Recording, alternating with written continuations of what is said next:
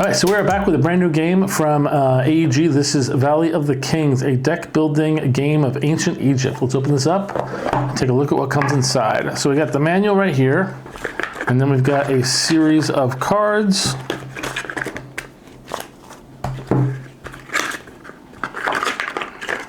Nice. Just put these right here for now.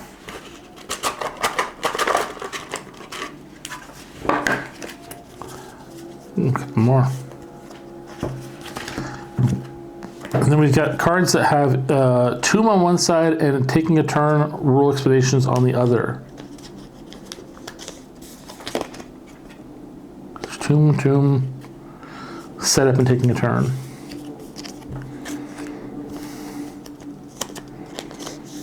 Let's flip that around so we can see it better.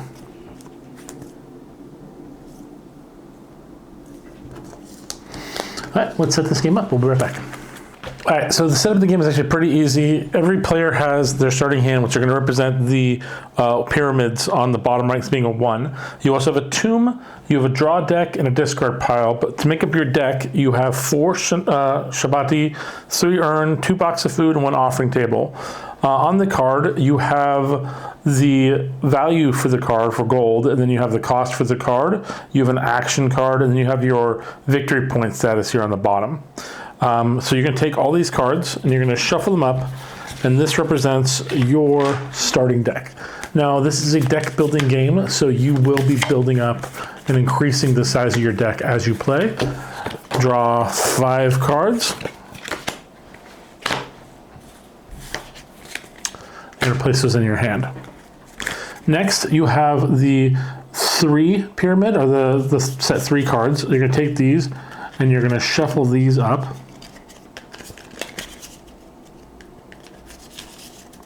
Placing them down, and then shuffle the 2s.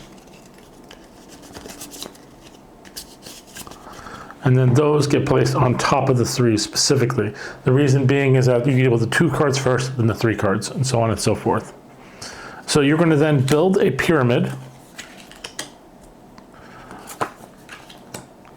Now, only the cards on the bottom of the pyramid can be purchased during the game, but there is a technique that causes the cards to cascade down during the turn. When they are purchased, they'll get shoved down. And then the top card from the deck goes into the discard pile, the boneyard, which is the game's actual discard pile, not your personal one.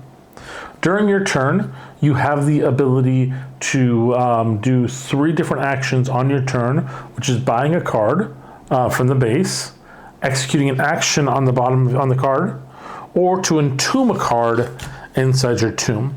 Once a card is inside your tomb, you'll never be able to use that card again, but you do get the victory points at the end of the game for every card that is entombed.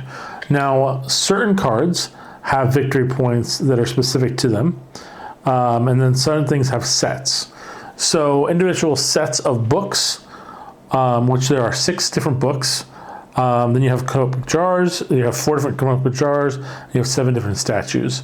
So buying these items and their sets are going to be helpful for you to be able to acquire those additional points for victories if they're actually stored.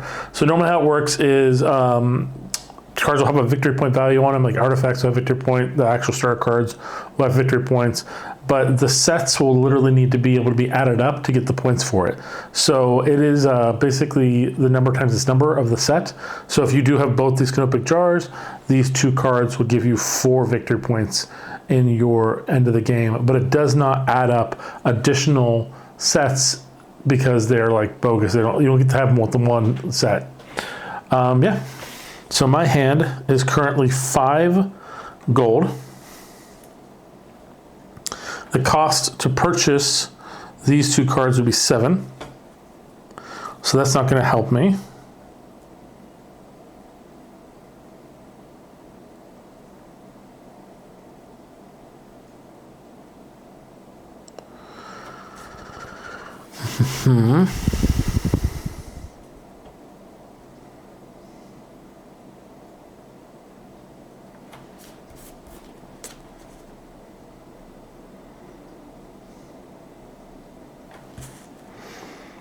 I'm going to buy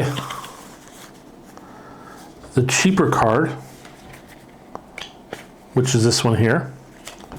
Those will be my discard pile. You can choose what side collapses down, but it does collapse down from the next row, and then a new card is drawn. And now I still have 2 cards left. I can use an action on the card, or I can entomb it.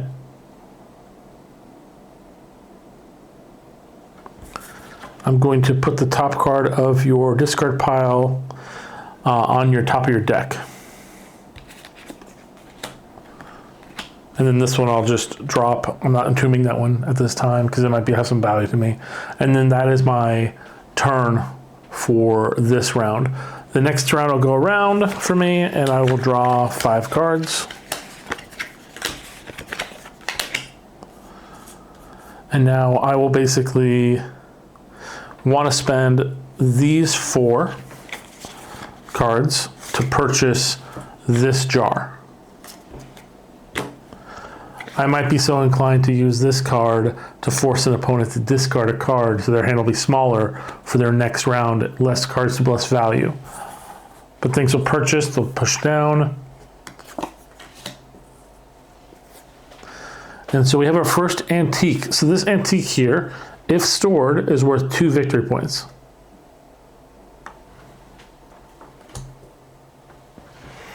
So then in my next round, I will draw 1 card, shuffle my hand,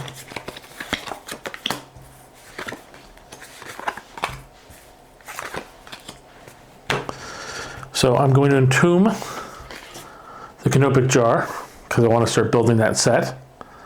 And then with my 4 gold, I will buy the statue of Basset. Collapse down, collapse down. Sarcophagus, nice. As you see, I'm trying to build up what's going to make a good deck for me value-wise, while also being able to give me additional things. So I want to store both my jars, but I want to keep the other jar in my deck because it's worth 2 gold. So this is 5 gold that I can spend. And I could use that to buy the Book of the Earth.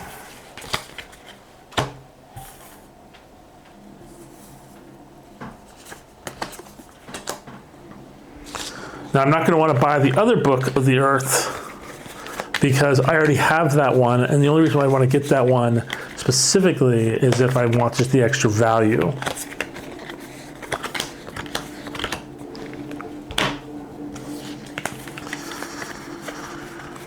So for instance here, instead of having just 5 gold, I actually have 6 now because of that action. Now I've already bought the Book of Earth, but I definitely want to buy the Book of Gates to store.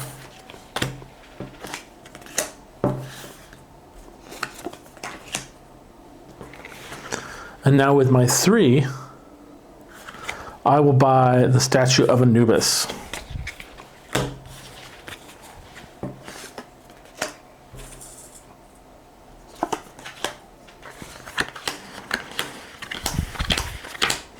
Now, when you store things in your vault, your entombing, they are going to be left in a way so people can still see them, so that way they can carry and like notice if you've got multiple of one set or the other. Once again, I've only got 5. I don't need the Book of Earth. I don't need the Book of Gates.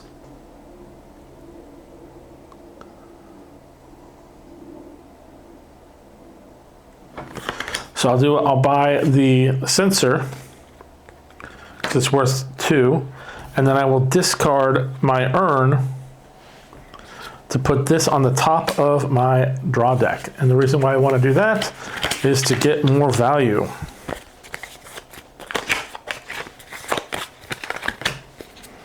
Again, collapses down, rebuild the pyramid. And now I have actually received 8 gold. So definitely gonna buy the sarcophagus because it's worth 2.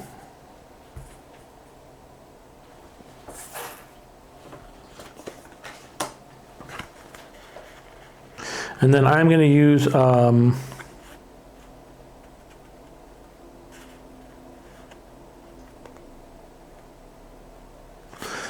my Shabti card to sacrifice a statue of Bastet because I already got it.